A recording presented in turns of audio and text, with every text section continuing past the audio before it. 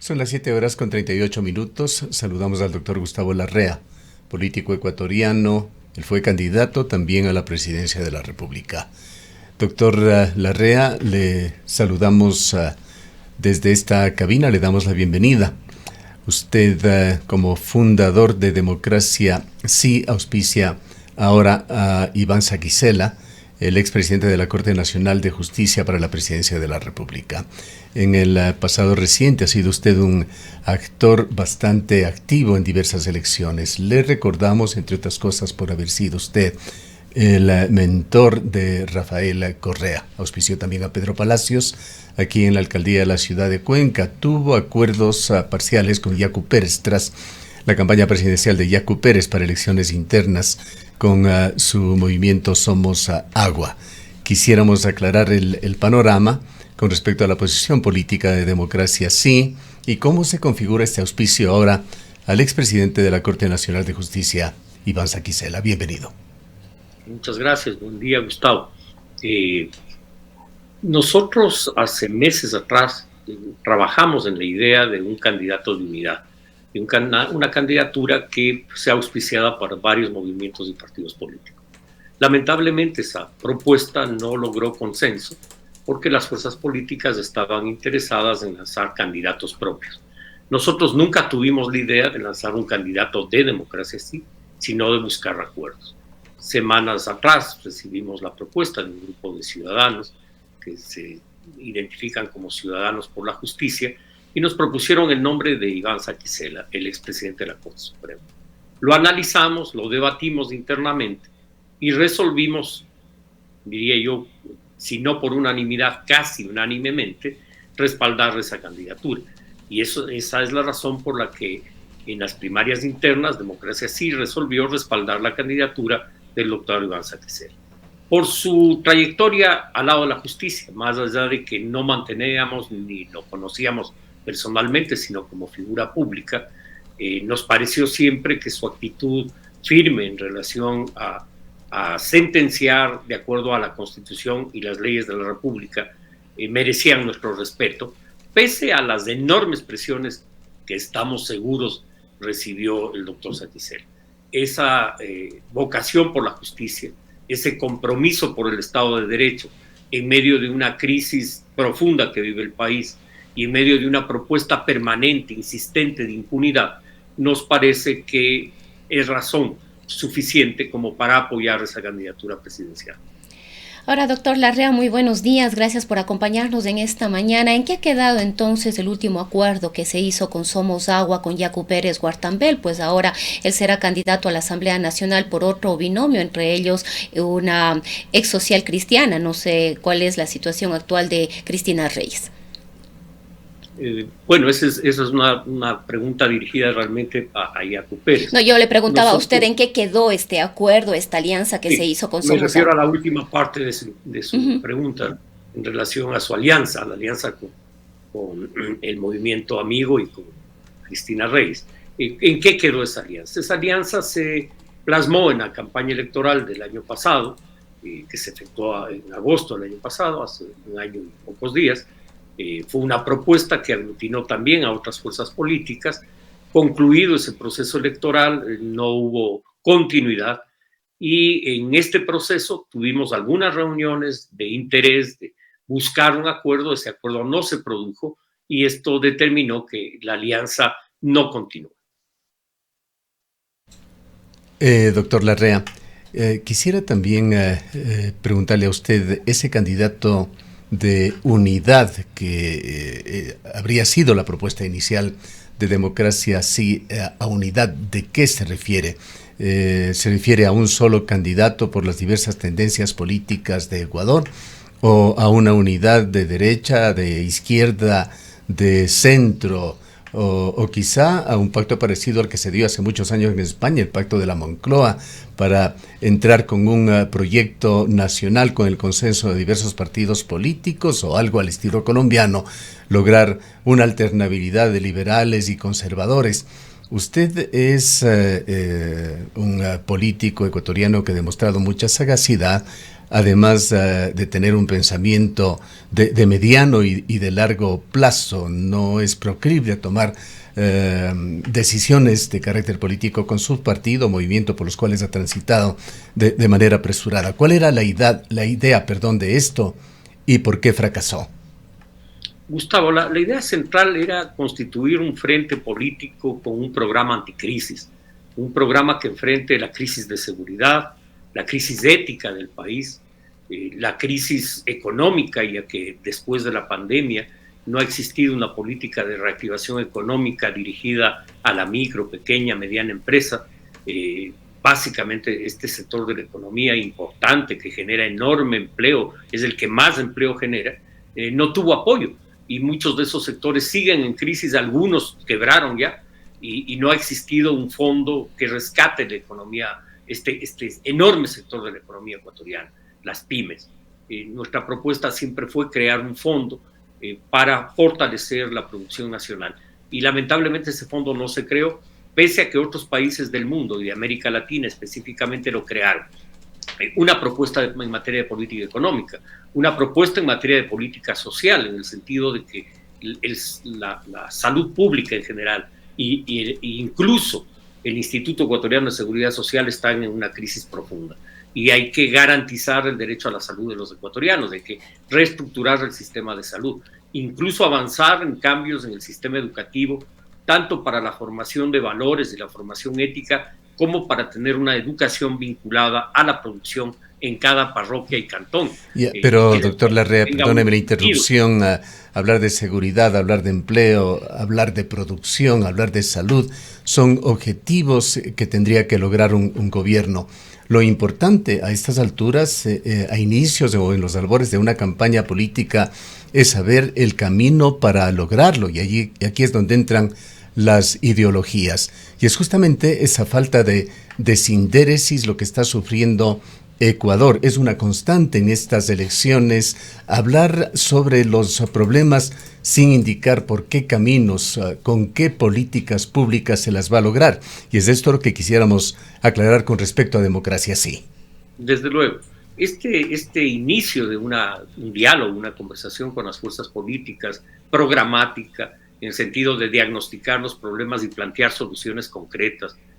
Voy a referirme a alguna de ellas. En materia económica, la necesidad de fortalecer la obra pública para generar empleo, sea a través de crédito o sea a través de inversión en alianzas público-privadas, la necesidad de un fondo de reactivación económica, eran parte de la propuesta económica o son parte de la propuesta económica. La reestructuración del Estado. Este es un Estado con enormes problemas, donde hay instituciones que definitivamente no funcionan, como el Consejo de Participación Ciudadana. Se demuestra cómo el modelo de justicia, subordinar a la Corte Nacional de Justicia, al Consejo Administrativo, al Consejo de la Judicatura, ahora se lo ve como un error claro. Esas reformas constitucionales, disminuir el número de legisladores y crear 2 cámaras en la Asamblea, la Cámara de Diputados con no más de 60 legisladores y la Cámara del Senado con 15 legisladores nacionales, que sean estos los encargados de designar a las autoridades de control del Estado mediante concurso, pero además mediante votación de las 2/3 partes del Senado.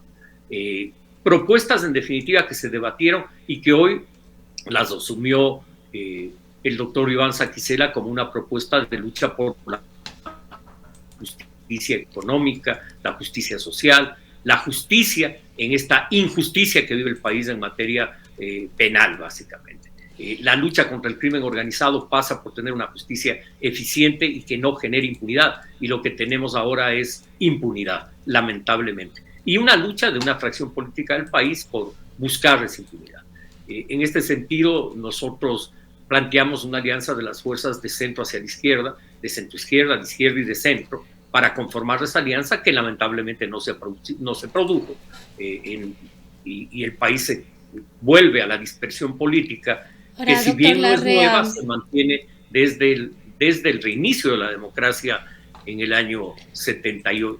Ahora, doctor Larrea, hubo una propuesta de las organizaciones políticas de izquierda, no se logró el objetivo que era tener un binomio único, pero se trabajó en un plan de gobierno que, según han dicho quienes estuvieron y fueron parte de estos diálogos que se han venido manteniendo, lo asumirá quien quiera de los binomios que a la final pueda llegar al poder. Democracia sí, ¿por qué no participó en esto? ¿No le invitaron o decidió no participar? ¿Y cuál es su lectura sobre esta posibilidad de la unión de las izquierdas en el país? Esa es una estrategia que la formuló el correísmo en búsqueda de aliados para la segunda vuelta, y nosotros no vamos a caer en esa trampa de ser aliados de la impunidad. El correísmo busca de manera insistente, permanente la impunidad y busca un modelo autoritario. Los vimos de cachiporreros del fraude electoral en Venezuela, y nosotros no vamos a ir en alianza con esa organización política porque sería un retroceso para el país. En este sentido, no participamos en esos diálogos porque consideramos que los mismos afectan al país, afectan en definitiva a la democracia, a la justicia, porque es de alguna manera convivir con la impunidad. Quisiéramos en cuanto al modelo económico que se debería aplicar en Ecuador, conocer también qué es lo que piensa actualmente Gustavo Larrea. Democracia sí. Muchos llaman a lo que está sucediendo en Ecuador, más allá de los gobiernos que se han ido sucediendo y de sus líneas políticas, al modelo económico que se forjó en Montecristi, basado en la Constitución ecuatoriana. Hay un gasto público ineficiente que llega al 5% del PIB, y Ecuador está con su economía básicamente estancada, sino en decrecimiento. En Ecuador predominan, como todos conocemos, la corrupción, el narco, la institucionalidad está destrozada, empezando por la justicia, con estos dramas que lo vivimos diariamente, y continúa Ecuador con un altísimo gasto público, prácticamente sin obra pública actualmente. ¿Qué piensa usted sobre esto? No sé si coincide o no este modelo económico que, más allá de las ideologías de quien gobierna el país, se impone por la Constitución de Montecristi. Sí, yo creo que la Constitución de Montecristi plantea un modelo que tiene dos motores, el motor de la economía pública y el motor de la economía privada. En el caso de la economía pública es evidente que la no inversión implica desempleo. Cualquiera podría imaginar que un gobierno de un joven empresario iba a multiplicar la obra pública para generar empleo, y no lo hizo, incluso teniendo como un instrumento jurídico las alianzas público-privadas y las concesiones, que pudo haberlas hecho. Ya son 8 meses más, ya llega a los 9 meses y medio el gobierno, y no existe ninguna acción dirigida a buscar inversión en obra pública. Y los recursos del Estado de obra pública tampoco se invierten. Ese motor de la economía está en este momento paralizado, sin duda alguna. Ese es un hecho. Pero no solo está paralizado el sector público, está paralizado el sector privado. El sector privado viene despidiendo trabajadores, no crece la economía, hay problemas graves con la micro, pequeña y mediana empresa en el Ecuador, y no existe conciencia de eso. Pese a que hay posibilidades de conseguir líneas de crédito dirigidas a ese sector con tasas de interés bajas que permitan la reactivación económica y la generación de empleo. Por lo tanto, ese modelo, que puede ser desde luego ajustado, es un modelo que no está en vigencia en el Ecuador. El país está en un momento de crisis. Por eso le decía a Gustavo que creíamos nosotros y creemos que es imperativo un acuerdo para impulsar la generación de riqueza, desatar la potencialidad que tiene el país en generar riqueza, precisamente para generar empleo, bienestar, mejores condiciones de vida de las familias ecuatorianas. Ahora, doctor Larrea, dialogamos hace unos días aquí con Iván Saquicela y él nos decía que su propuesta es avanzar en una nueva constituyente. ¿Esa es la propuesta de Democracia Sí? ¿Considera usted que esta constitución debe darse de baja y necesitamos construir una nueva estructura de gobierno o nuevas normas que permitan avanzar en estos objetivos? Sí, yo creo que la constitución vigente no da más. es evidente la crisis institucional que el país vive, se requieren reformas de fondo. Cuando yo planteé la necesidad de 2 cámaras, la necesidad de que el Consejo de Participación Ciudadana, esas funciones que tiene ahora de designar a funcionarios de control y que se suponía que iban a ser gente independiente, sin vínculos con las fuerzas políticas, las que designen, y por méritos llegar a ese puesto, de hecho no es así. Hay varios exmiembros del Consejo de Participación Ciudadana que hoy son asambleístas, incluso uno de ellos fue precandidato presidencial por Revolución Ciudadana apenas hace un mes atrás. Por lo tanto, es un organismo absolutamente politizado. Esos cambios son necesarios. Volver a tener una Corte Suprema de Justicia que subordine al organismo administrativo y no al revés, como sucede ahora. Tener transparencia en la Contraloría General del Estado. Tener un nuevo sistema de contratación pública ágil, oportuno, sencillo, y no lo que tenemos ahora, que es un laberinto en la contratación pública. Recién se están entregando patrulleros, chalecos, antibalas, armas que el gobierno del expresidente Lasso contrató hace más de 3 años. Esa es la ineficiencia de un Estado que no da más. Se necesita un Estado ágil, eficiente, se necesita una justicia transparente, y en este sentido hace falta, desde luego, una reforma profunda de la Constitución política del Estado. Ahora, otro de los gravísimos problemas que se evidencia en Ecuador, doctor Larrea, y esto se siente en forma muy drástica en provincias como la de la Suay, no es la única, Cañar, Morona, Santiago, provincias del sur del Ecuador, lo sentimos muy fuertemente, es el centralismo.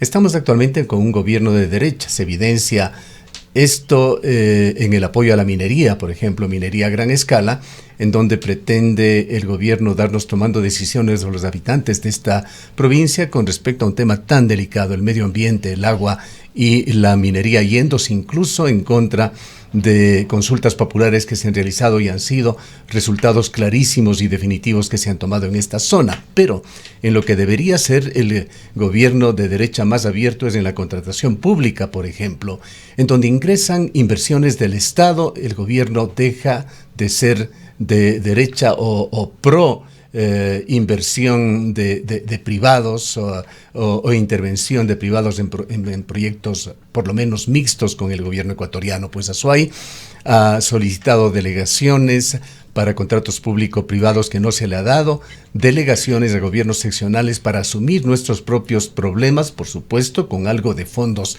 estatales para trabajar, por ejemplo, en la reconstrucción de la vialidad que está totalmente destruida, que en el austroecuatoriano usted lo habrá comprobado seguramente. ¿Qué hacer con respecto a estos lineamientos que eviten este centralismo absorbente tan dañino para extensas regiones del país en ese nuevo proyecto, en esa constituyente que plantearía democracia si Iván Saquicela llega al poder? Gustavo, diría una constitución centralista, es una constitución autoritaria, una constitución que concentra el poder en el Ejecutivo, que no fortalece la descentralización, aunque en el discurso se hablaba de un modelo de descentralización. Este modelo no existe en el país, este es un modelo absolutamente centralista. No vela por el desarrollo provincial, cantonal y parroquial del país, al contrario, es una visión de Estado central. Creo que es indispensable una reforma constitucional que le dé a los cantones, a las provincias, capacidad de autogestión y autodesarrollo, donde el Estado central participe, pero donde las decisiones no sean tomadas exclusivamente por el Estado central, sino en una coparticipación con las prefecturas, los municipios y las juntas parroquiales. El problema que tenemos es que es un modelo de desarrollo absolutamente concebido desde el Estado central.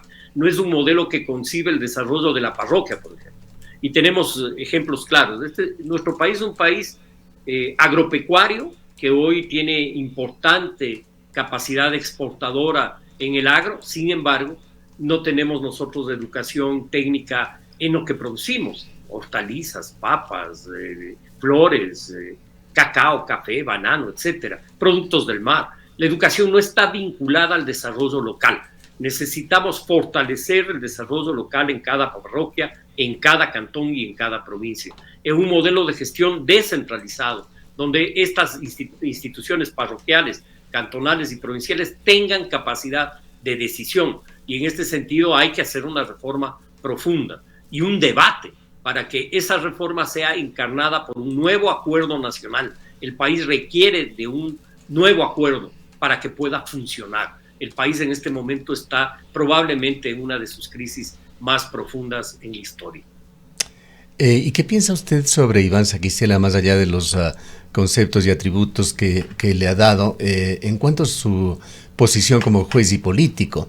Iván Saquicela, lo recordamos, hace 40 y casi 50 años, fue un político local por Izquierda Democrática, ocupó entre varios cargos el de concejal del Cantón Cuenca y luego sí se dedicó y se especializó en su área de derecho, llegando a esa posición cumbre de presidente de la Corte Nacional de Justicia, pero ha estado Iván Saquicela salpicado de problemas en su interrelación con la política, al punto que en Matapia, una de las juezas de la Corte Nacional de Justicia señaló hace muy pocos días en una entrevista que Iván Saquicela se sacó la careta, así lo decía, hablando de que siempre fue un juez con matices políticos, concepto que lo comparte también una distinguida analista, que no sé si usted lo conoce, Selena López, quien realiza su PhD en una universidad en Tokio. ¿Qué piensa usted sobre este aspecto? Y hay también, como existe en el periodismo, esa especie de sacerdocio que debería tener un juez en el sistema político ecuatoriano de no mezclar la administración de la justicia con la política. Yo creo que Iván ha actuado precisamente apegado a derecho, apegado a la ley. Imaginemos nosotros la presión que tuvo para tomar la decisión de sentenciar al expresidente Correa. Sin duda es una acción que requiere fortaleza y compromiso con la ley, con la Constitución, con el derecho y la justicia. En ese sentido creo que actuó con dignidad y uno espera de un juez eso. Él da un paso significativo en su vida, es pasar de la función judicial a la lucha política, y lo hace porque sabe que la reforma del Estado no se puede hacer desde la Administración de Justicia. Que lamentablemente la Administración de Justicia está en un punto crítico. Es evidente que está salpicado por los casos de corrupción. Y desde luego que al ser Iván un hombre público, atacado permanentemente por una fuerza política que ha denostado de él, que lo ha injuriado sistemáticamente y lo seguirá haciendo. En ese sentido creo que lo que vive Iván es un ataque de un sector, pero a la vez vive el reconocimiento de enormes sectores sociales y ciudadanos del país que vemos en él una persona con dignidad y con firmeza. Pero Iván Saquicela también mantuvo, cuando estuvo en la presidencia de la Corte Nacional de Justicia, reuniones clandestinas que salieron a la luz debido a investigaciones periodísticas. Lo recordamos con Virgilio Saquicela, por ejemplo, en momentos críticos para el gobierno de Lasso, más allá de juicios de valor sobre ese gobierno, pero era un momento en el cual el gobierno de Lasso estaba acosado, había casi una conspiración de carácter político de distintas fuerzas de Ecuador contra ese gobierno. Como presidente de la Corte Nacional de Justicia, sin duda tuvo reuniones con el presidente de la República, con el presidente del Congreso, en un momento crítico que vivió el país. Hay que recordar a los ecuatorianos que Democracia sí luchó incesantemente por la estabilidad democrática del país y no jugó jamás a la conspiración. Y nosotros mantuvimos firmeza en la lucha contra quienes querían la destitución del expresidente Lasso. Más allá de que nosotros teníamos una posición crítica en relación al gobierno, pero creemos que jugar al golpe de Estado lo que hace es fortalecer la desinstitucionalización del país. En ese sentido, pues, va a haber críticas al expresidente de la Corte, a Iván Saquicela, sin duda las hay y las va a haber. Pero lo importante es las acciones que él ha tomado a lo largo de su vida, a lo largo de su presidencia en la Corte.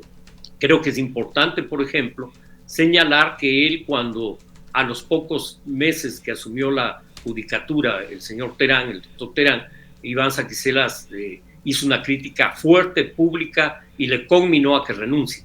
Yo creo que esa es una acción valiente, una acción que demuestra su compromiso con la justicia. Esto, desde luego, tiene puntos de vista y ni mucho menos quiero decir con esto que Iván no sea sujeto de escrutinio público, pero creo que también hay muy mala intención de algunos actores políticos en cuestionar la trayectoria como juez de Iván. Para finalizar, doctor Larrea, quisiera preguntarle algo extra a Democracia Sí. ¿Qué piensa usted actualmente sobre Rafael Correa? ¿Tiene alguna relación con él, algún grado de amistad? ¿Cómo ve el fraccionamiento electoral de la Revolución Ciudadana? Y también, ¿piensa usted que sigue siendo Rafael Correa el eje transversal del correísmo? Gustavo, yo me separé del correísmo hace 15 años. Es decir, creo que es bastante tiempo ya. Y lideré la lucha contra el correísmo. Acuérdese usted que yo fui coordinador nacional de la campaña Esta vez no, señor prepotente, cuando Correa intentó y logró meter la mano en la justicia. Cuando los partidos de oposición a Correa decidieron no participar en la consulta popular y le hicieron el juego al correísmo. En ese momento Correa gana con el 50.4% frente al 49.6% en esa consulta popular. Siempre fue derrotable el correísmo. El problema fundamental es que se creó el mito de que era inderrotable, que era imposible ganar. En esa elección se demostró que era posible ganar. Yo he liderado la lucha contra la corrupción y contra la impunidad y he participado activamente en esta acción desde el año 2009 que me separé del correísmo y como digo son ya 15 años. Enero del 2009 yo pues, me separé del correísmo. ¿Y cortó relaciones personales también con Rafael Correa? No, desde luego que no, son una relación rota hace ya 15 años. Yo creo que el correísmo no fue capaz de hacerse una autocrítica, de ver los enormes errores que había cometido y diría yo, reencauzar su política. Al contrario, el correísmo se convirtió en una fuerza política que su principal eje político es la impunidad. Su acción en el Parlamento, su acción política gira en búsqueda de ese objetivo, que es la libertad de Jorge Glass, libertad sin cumplir su sentencia en dos casos claramente donde la justicia actuó, porque la justicia no ha actuado en muchos casos, en ese caso actuó, y en los casos que vinculan al expresidente Correa. En este sentido, pues no tengo ningún vínculo.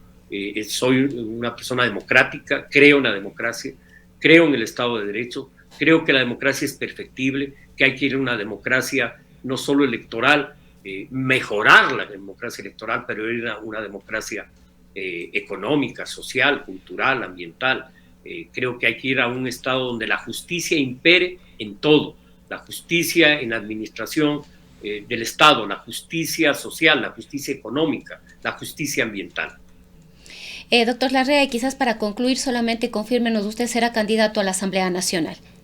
Sí, yo soy candidato a asambleísta nacional y a partir del 13 pues inscribiremos ya formalmente la candidatura.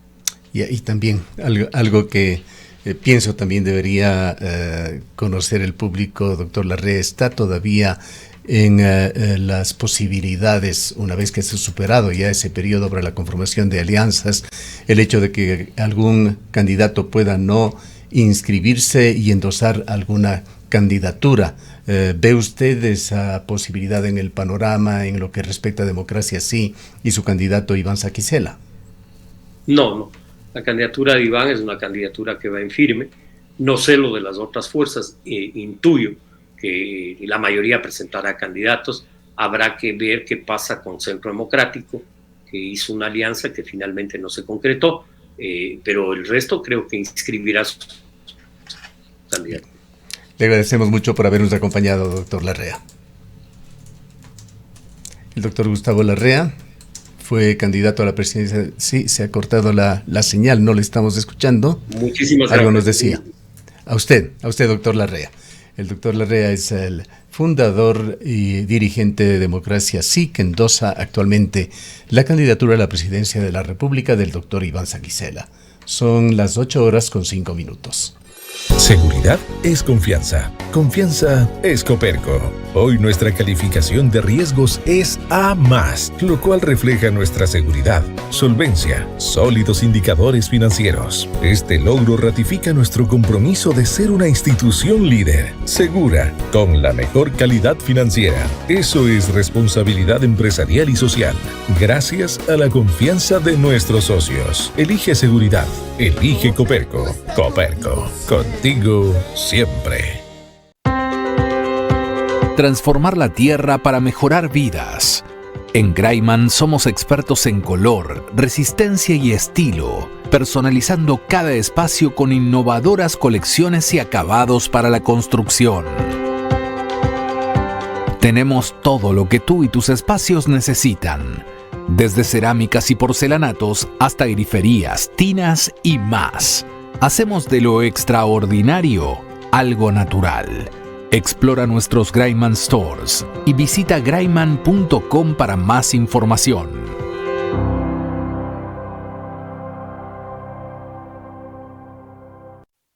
¡Cumpleaños al viejo! Respeta, que es el jefe.